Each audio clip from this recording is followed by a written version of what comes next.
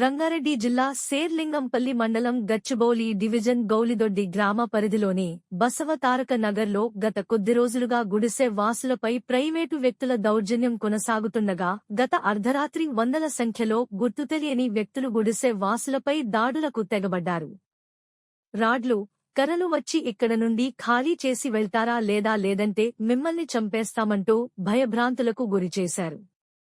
దుండగులు బెదిరించినట్లు గుడిసె వాసులపై తెలిపారు.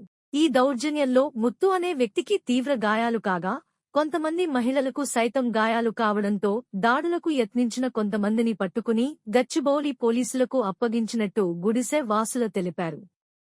గత 40 ఏండ్లుగా పేదలు ఇక్కడే జీవనం కొనసాగిస్తున్న విషయం తెలిసిందే. గత 10 రోజుల క్రితం కొంతమంది వ్యక్తులు అక్కడున్న కుటుంబాలను భయపెట్టి ఖాళీ చేయించగా మరికొంతమంది వ్యక్తులు అక్కడ నుండి కదిలేదీ లేదని కూర్చున్నారు. వీరిపై దౌర్జన్యం కొనసాగుతున్నంతో సిపిఐ ఎం రాష్ట్ర కార్యదర్శి జాన్ వెస్లీ ఇతర ప్రజా సంఘాల నాయకులు బసవతారక నగర్లో పర్యటించి వారికి మద్దతు తెలిపారు. దీనిని జీర్ణించుకోలేని వ్యక్తులు 2 రోజులుగా దౌర్జన్యానికి పాల్పడుతున్నారని వారు వాపోయారు.